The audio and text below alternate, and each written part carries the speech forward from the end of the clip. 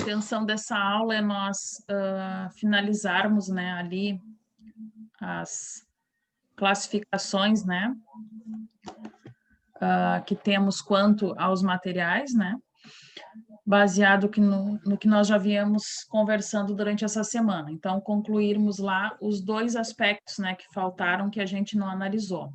Vimos até então as classificações de acordo com os metais, com os materiais cerâmicos, né, com os polímeros. Conseguimos observar também, né, na nossa última aula, principalmente, que nós, apesar de termos, né, essa classificação geral, dentro dessas classificações nós temos N outras subdivisões, né, as quais a gente consegue sempre catalogar, né, os nossos insumos de acordo, né, com o que é semelhante e também de acordo com o que vai ser depois o nosso manufaturado lá no futuro, né? Vimos isso bem destacado aí, muito, né, com respeito aos cerâmicos, por exemplo, né? Tudo que está correlacionado, né, a esta origem ali, e também as possíveis subdivisões e os seus possíveis usos, né? Então, para hoje faltava os materiais híbridos, né? Ou compósitos, bem como os elétricos magnéticos. Lembram? Opa! Fui fechar aqui e abrir uma tela. Gente, estão conseguindo me ouvir? Vou pegar aqui, então, de acordo com o que nós paramos ontem. E, como eu falava, né, a minha ideia é nós fazermos esse apanhado, liquidarmos, né, com essas classificações, assistirmos aí um vídeo que eu gostaria de falar com respeito, ele mostra, né, de uma maneira bem clara o que é a síntese, né, principalmente das propriedades aí mecânicas que a gente vai ter que fazer entender, né, fazer um estudo aqui para essa disciplina, e também depois eu vou apresentar uma proposta de trabalho para a gente conversar na aula de segunda-feira. Então, o trabalho este é bem tranquilo, é um trabalho de pesquisa basicamente no que a gente tem já de material e nos vídeos, né, que nós já estamos assistindo também, e só para a gente fazer um trabalho mais dinâmico na segunda, ok?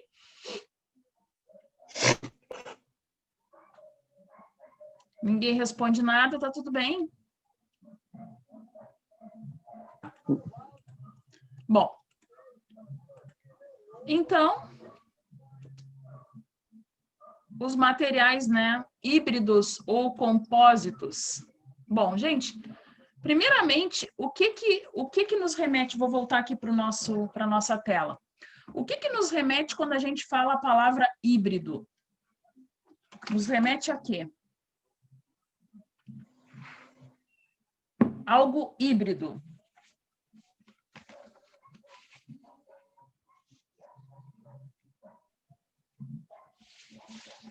O que significa na língua portuguesa a palavra híbrido?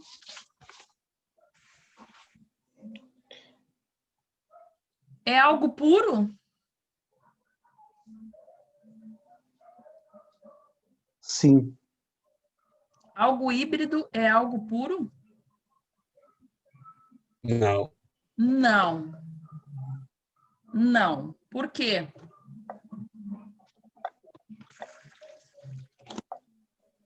Algum elemento, né, híbrido? Misturado?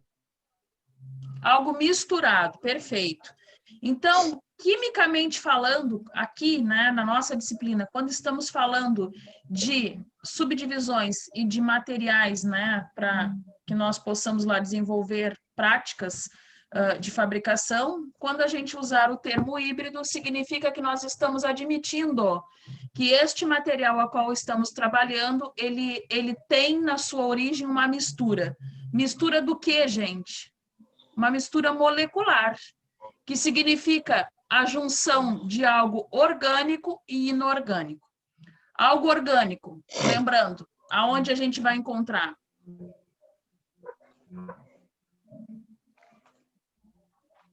são os elementos, né, que nós temos à disposição e catalogados, inclusive, lá na nossa tabela periódica, né? Algo inorgânico, subentende-se que é algo forjado, né, confeccionado, manipulado de acordo à ação humana. Então, algo híbrido, esses elementos híbridos, né, desculpem, eles vão então ser adequados, né, de acordo às nossas necessidades. Então, está aqui, ó, colocado aqui para vocês, né, um conceito. Então, o conceito tradicional dos compósitos, né, que são os híbridos, né, é a mistura de materiais diferentes para compensar ou ajustar determinadas características de outros materiais. Notem. Vamos voltar aqui. Bom, se eu estou falando que é um material, né, de origem de mistura molecular, aquela definição está muito bem colocada. Por quê? Porque é algo que nós vamos nos valer, né? Vai ser um subterfúgio simplesmente de ajuste, né? Ajuste para chegarmos ali, né, a aspectos de esforços mecânicos, físicos, enfim, né, que nós vamos ter como capacidade, né, de fazer este acordo, né, com aquele material do qual nós estamos confeccionando. Então, dentro desse conceito, né, dos materiais híbridos, as características dele, né, reforço, armação, deve ser uniformemente distribuído na matriz. Por quê, gente? Se nós estamos usando uma composição híbrida, por que a distribuição uniforme é importante lá na matriz? Quem é a nossa matriz? É o elemento, né, que a gente está precisando utilizar para fazer a confecção de alguma peça, de algo, né? Então, lembre-se, quando a gente estudou lá em ensaios de materiais, a gente via que a homogeneidade do material, da amostra, era de suma importância. Por quê? Porque um material homogêneo significa que ele tem níveis de impurezas baixos, né? Chances mínimas, né, de ter ataques ou deformações, enfim, né, de ter os seus aspectos físicos, né, agredidos, porque ele tem ali uma certa planitude. Então, a mesma coisa aqui. Quando nós usarmos materiais de ajuste, como os compósitos, né, os híbridos, nós termos essa preocupação de distribuí-los de maneira uniforme na matriz vai ser de suma importância, porque isso vai dar aquela característica de homogeneidade tão importante, né, que a gente tem lá no nosso ensaio depois, caso a gente necessite fazer para o futuro um projeto ou mesmo uma análise, né, de verificação. Os elementos de reforço, armação, não devem ser conectados entre si. Reforço e a matriz não pode reagir entre si. O que significa isso, gente? Vamos falar grosseiramente, né? Como estes materiais, eles têm o processo deles, né? A características deles é se unir ao que nós estamos, né, confeccionando a fim de um ajuste, a fim de completar, né, aquela necessidade de que nós precisamos, eles não podem ter uma mistura, né, igualada, igualitária, ou então fazer parte como se fosse, né? Porque sabemos, quando nós tratamos de mistura molecular, o que significa? Significa a junção das moléculas, né? E como elas se organizam, que também vão cumprir não só o aspecto morfológico, né, do elemento, não só aquele aspecto lá do íntimo dele, mas também com reações aí, né, cumprindo os esforços mecânicos todos, os aspectos físicos que a gente precisa. Então, este é o cuidado lá quando temos materiais de origem compósitas, ou seja, quando temos aquela capacidade de ordenação molecular elas devem ser ali colocadas de maneira precisa, calculadas, né? Não em qualquer ponto. Este preenchimento que a gente falou, né, que eles se servem bem e se valem bem para fazer, não deve ser em qualquer local, e sim em uma posição, né, estudada. Posso dar um exemplo para vocês, de modo grosseiro, que a gente tem, né, não mal comparando, mas se faz o uso de um compósito, lá na construção civil, por exemplo. Quando a gente tem já uma estrutura de concreto armado antiga e a gente precisa fazer uma reforma. Nós não chamamos estruturas de reformadas, né? Não fizemos reformas, fizemos um reforço. Já ouviram esse termo? Sim. Sim, né? Nós fizemos um reforço estrutural. O que isso significa? Significa que eu vou colocar metal, ou seja, aço, né? Seja ele, né, de qual subclassificação o projeto me remeta, em pontos quaisquer. Aonde eu coloco? Por exemplo, de uma laje, onde eu vou colocar?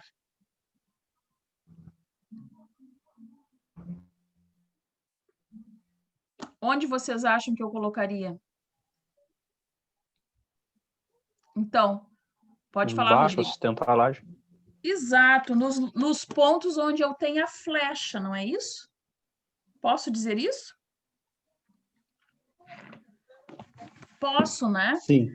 Porque eu sei que uma laje, por exemplo, ela deve ser algo, né, bem plano, não é? Mas se ela está com problema de fissuração ao meio, ela pode dar uma flecha no sentido, né, neste sentido aqui, abaixo. Como eu quero fazer a sustentabilidade para que ela não caia, eu posso inserir metal, né, aço, neste sentido, no sentido aí longitudinal e também transversal, conforme a necessidade, aí vai depender do que o projeto me remeter. Bom, a junção desses aços, desses vergalhões e do concreto, o concreto, por exemplo, ele precisa ser colocado ali de modo a preencher aquela estrutura de aço, não é? É ele que vai garantir que a estrutura não solta, não desprende. Isso é um material compósito? Sim ou não? Vou parar só um minuto aqui de gravar. Tudo que nos remete, né, a uma zona de não ação, né, de esforços, fica naquela região. E tem também na parte de cima. Ou seja, todo aquele material ali formam, né, o meu conteúdo, o meu todo, né? Aquela estrutura que me permite ter, né, aquela plenitude da qual a gente falava. Quando eu faço esse reforço, quando eu insiro isso, eu estou me utilizando, né, de um metal, de um material que é de origem metálica, porém eu preciso usar compósitos, né, deixar aquela estrutura de reforço de maneira mais híbrida, justamente para poder agregar isso, né, no todo. Então, o exemplo, né, nos serve aqui também e nos mostra por que esses reforços, armações, né, eles não devem ser conectados entre si, eles têm que ser em pontos, né, estratégicos que isso projeto, né, não vai nos dar a posição correta. Quando falamos aqui na não reação da matriz, o que eu quero dizer? Neste exemplo da laje, por exemplo, como que eu não estaria dando este reforço como um reagente lá à minha matriz? Como vocês entendem?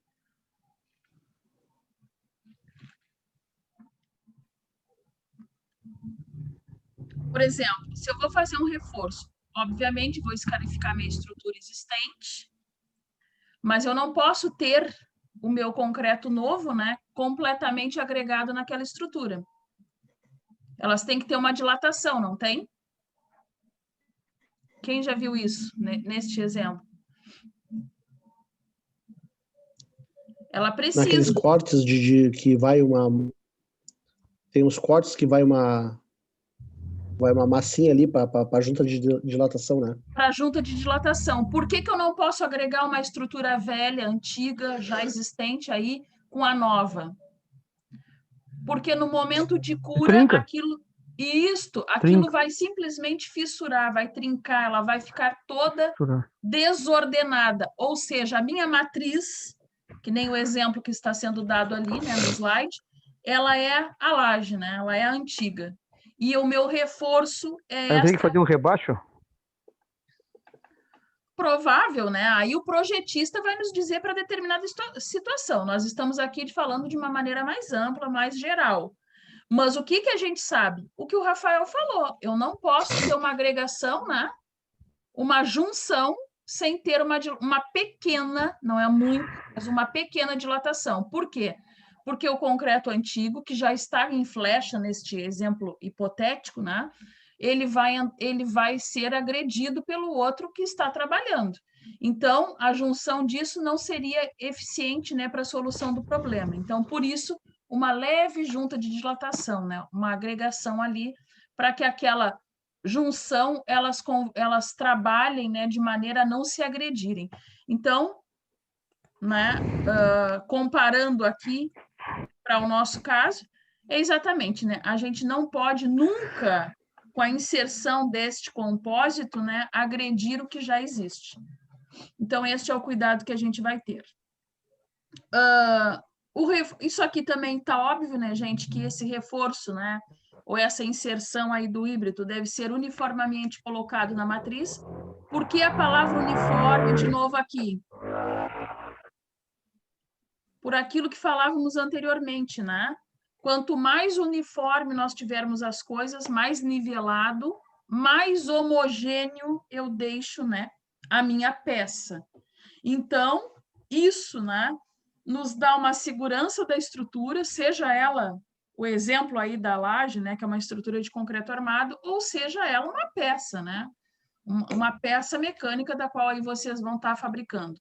Então, a homogeneidade, ela é de suma importância. Quanto mais homogêneo, significa que menos impureza, ou ainda que tenha impureza, uma vez que estamos falando de compósitos, né, da inserção deles para correção, mas que essa impureza seja ordenada, né, e não descaracterize o meu original, né, ou a minha peça como um todo.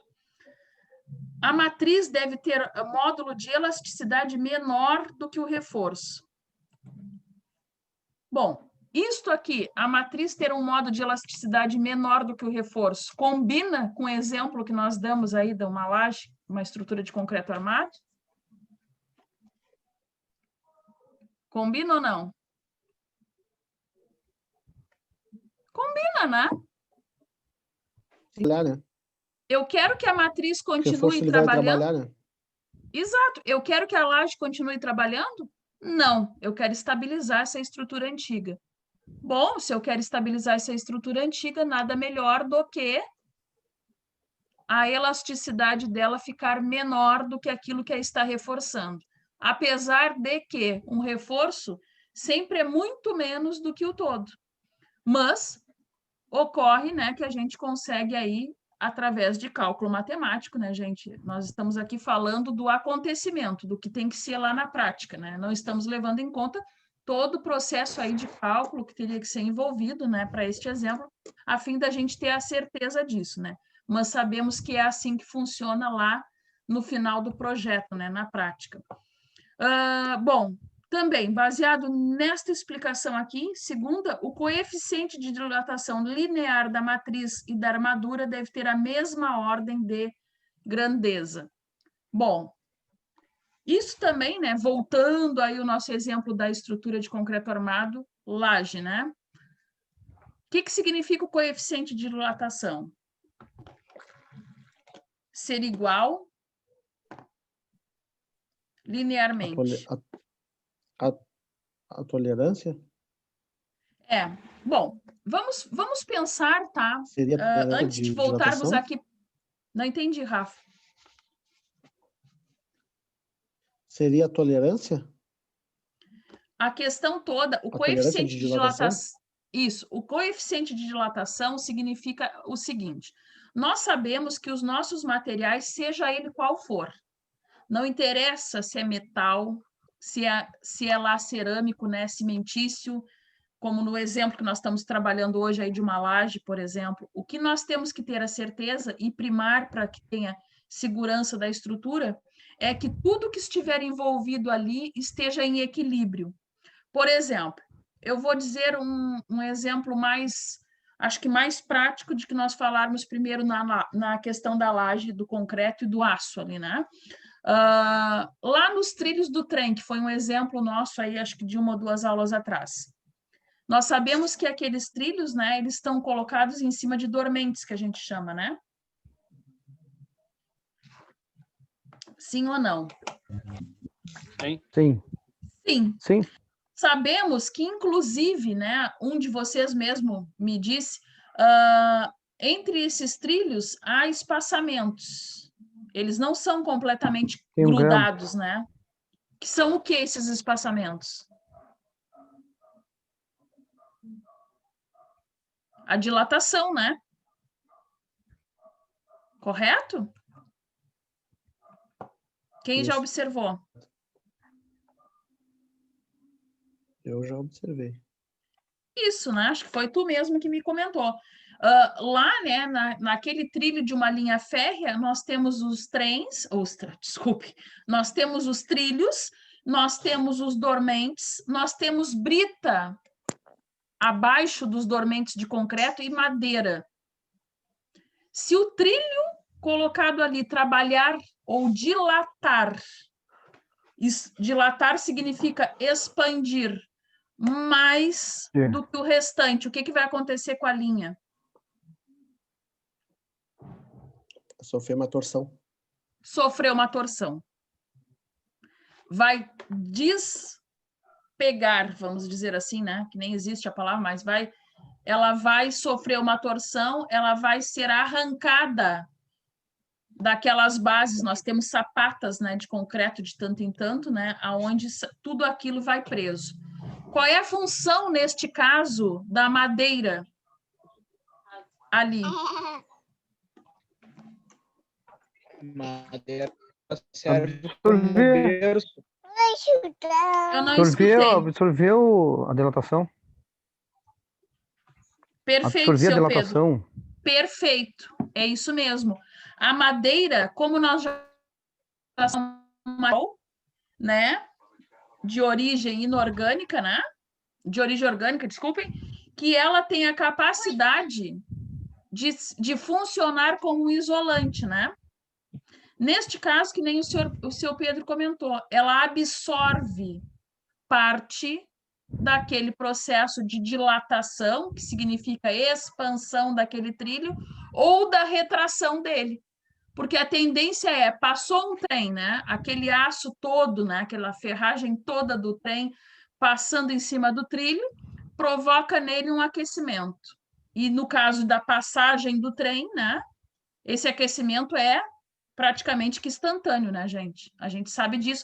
Chega até a faiscar, né, em alguns pontos. Então, uma vez terminado esse processo, a tendência é aquilo resfriar. Ele resfria de uma maneira muito mais lenta do que ele aqueceu, porque o resfriamento se dá por consequências naturais depois. E o aquecimento se dá por consequências ali, né, da passagem do trem, que é mais rápida. Então, a madeira ela absorve não só o impacto, quando solicitado, né, esforços ali com a passagem, por exemplo, de uma carga de trem, né, de vagões de trem, como também esse processo de dilatação. A mesma coisa, gente, acontece com outros materiais, com outros compósitos, né, inseridos na questão aí do nosso exemplo lá do concreto.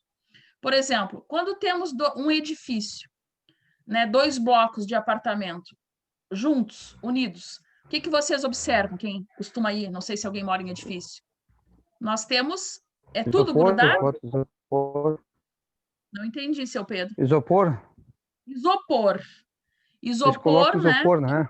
Eu te digo, sabe por quê? Porque quando eu fazia cais, a gente botava nos coisas, botava isopor para quando encostar o navio, eles trabalhar diferente, senão eles trincavam, né? Exatamente. Isopor é colocado. E isopor não é sempre o mesmo, né? Eles têm espessuras e dependendo do projetista lá, às vezes é nivelado e colocado tudo, né, numa mesma dimensão. Conforme a capacidade. Oi? Isso. Conforme a necessidade de trabalhar os prédios, no caso, né? Exato. Isso é calculado, né? Isso é colocado ali. Existe norma para isso, inclusive. E é colocado, e sabemos que um prédio, por exemplo, quanto mais arranha-céu for, né? Quanto mais alto, nós temos aí um processo de inclinação, né, diária. Todos os dias ele inclina aí em torno de 0,5 metro a 1,5 metro nas lateralidades. Então, imagina isso acontecendo e tendo, através, né, da quantidade de aço, de metal, de concreto armado, enfim, ou da posição solar, dilatando mais que o outro que está no outro lado. Então, é inserido um material aí, né, para que atenue esses processos aí dilatatórios. Então, por isso que aqui, quando a gente fala desses compósitos, né, a gente sempre tem que estar atento ao coeficiente de dilatação. Ou seja, lá no caso, armadura e matriz, né? No caso da laje, que nem nós comentávamos, o nosso aço, nós temos que garantir que o processo dilatatório do aço não vá romper o concreto da laje. Quem é que garante isso lá numa laje? Eu não estou vendo o que está acontecendo lá dentro. Travou. Quem garantiu isso para mim? A cadeirinha, né? A cadeirinha que a gente põe lá na laje, não é isso? Quando vai concretar, quem é que já viu? Levanta-se a armadura. Hã? Isso. As rapaduras que chamam antigamente. As rapadurinhas que chamam seriam aquelas para serem colocadas nos pilares, né? Que são as bolachinhas, né? Redondinhas que tu prende no pilar. Por quê, gente? Porque a gente tem que deixar tudo onde eu falei, na linha neutra de uma laje, por exemplo. Por quê? Porque ali o aço vai expandir, as mangueiras elétricas que absorvem alguma fuga de aquecimento da passagem da corrente elétrica também. Então, aquela linha é a linha no meio da laje, uma zona onde nada deve interferir. Quem garante isso? A cadeirinha. É uma cadeirinha mesmo. Não sei quem é que já viu o concreto de laje na sua casa ou, né, trabalha com isso. Levanta-se a armadura, coloca-se ali. Isso chama-se cobrimento. O que o cobrimento faz?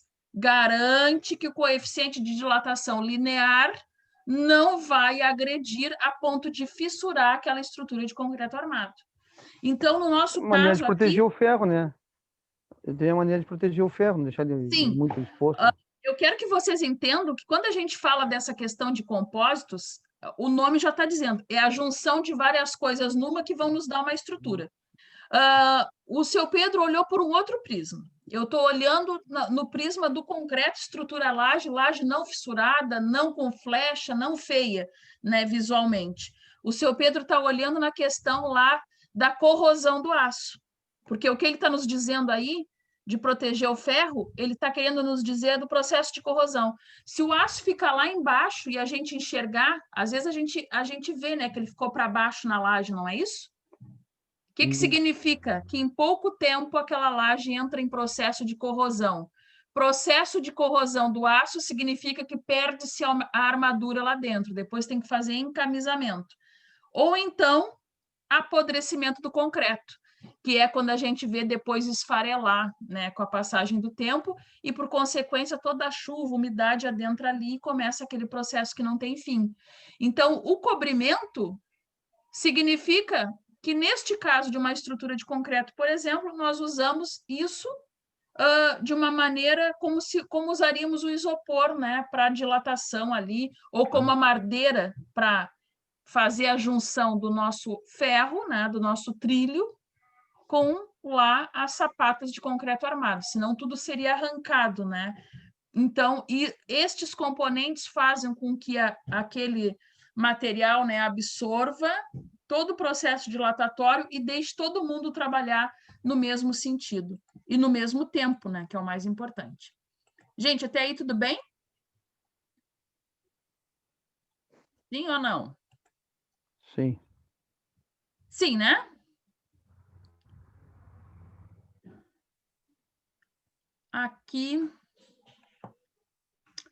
aqui é a mesma coisa, tá? Na verdade, o que eu queria grifar para vocês aqui, que os materiais híbridos, eles podem ser classificados em naturais ou sintéticos. O que significa, né, esses materiais híbridos aí serem naturais ou sintéticos? Com base no que nós já acabamos de conversar aqui. Algo sintético, o que significa para nós aqui em estudo dos materiais?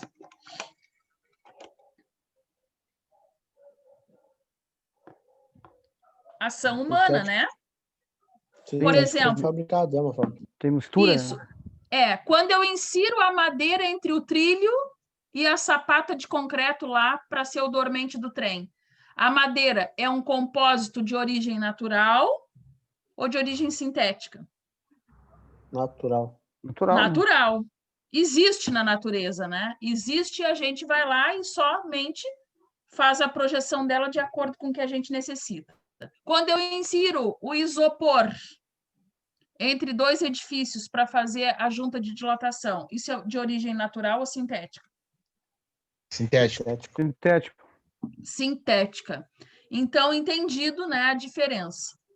Nós podemos ter N tipos, né, de situações, porém com duas subclassificações, naturais ou sintéticos. Eles vão se apresentar para nós deste modo.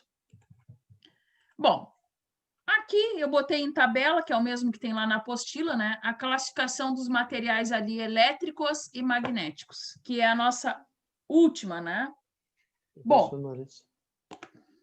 não entendi. Pensei que era aqui. Materiais elétricos. Então,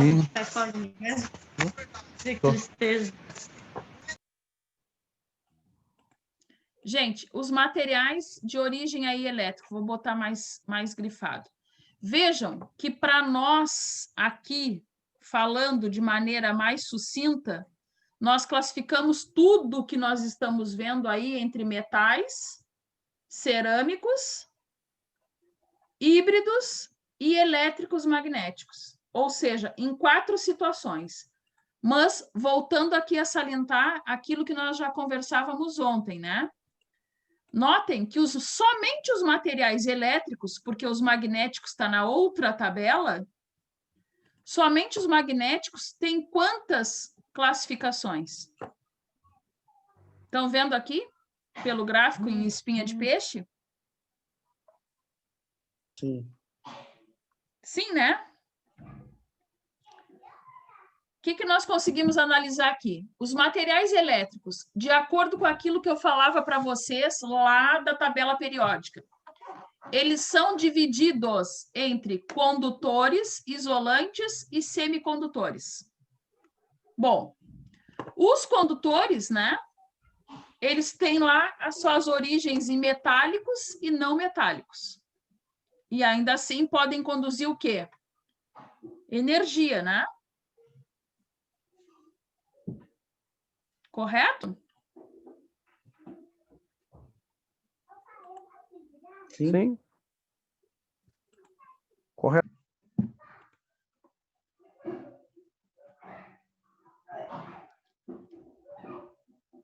Havia caído, gente, aqui. Ainda bem que voltou na... Bom, então aqui, como eu falava para vocês... Agora sim. Agora sim. Eles têm 3 subdivisões, em condutores, isolantes e semicondutores. Bom, os condutores são aqueles capazes de quê? Tá travando bastante. Oi?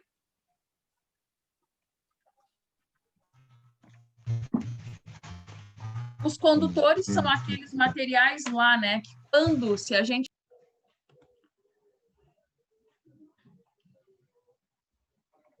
Restabeleceu. Tá ouvindo aí, Vivi? Agora sim. Corta toda hora. Tem alguma interferência aí. Eu só escuto reverberação. Então, voltando, gente. Parece uma abelha. Voltando a recapitular ali. Os materiais condutores, né? Se nós fôssemos nos deter lá no estudo deles na tabela periódica, significa que eles podem ser tanto de origem tanto metais quanto não metais. Por exemplo, lá os metais seriam o cobre, né? Alumínio. Materiais capazes de ter condução de energia. Mas um não metal, que nós temos como exemplo, por exemplo, seria o grafite, né? E ele ainda assim é condutor. Depois nós teríamos lá os isolantes. O que significa os materiais isolantes? Materiais com resistividade mais alta do que a capacidade de condução, não é? Lembram desse termo? Sim. Sim, né? Então, os condutores, eles têm uma resistividade baixa. Ou seja, a resistência deles é ínfima, né? Capaz, então, de ter transmissão por eles.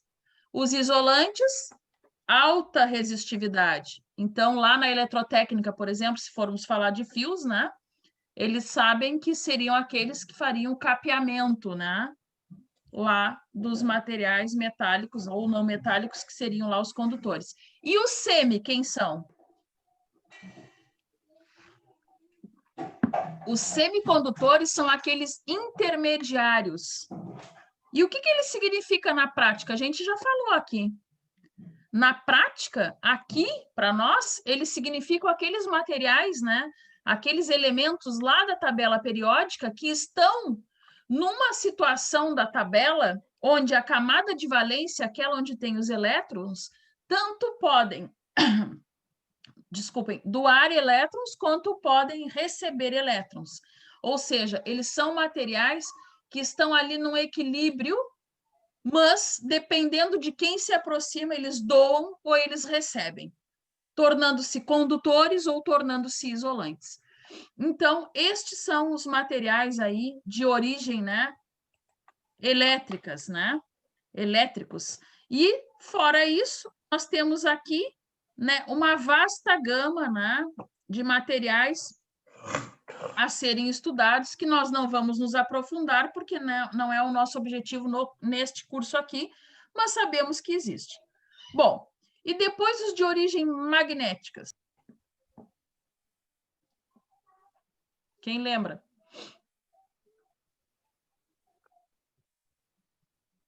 Gente, um material elétrico, nós estamos falando, né, de origem elétrica, é aquele que é Tá capaz ruim hoje. de... Magnético. Não escuto. Tá feia a coisa hoje. Se é a minha internet, tá ruim mesmo. Tá ruim.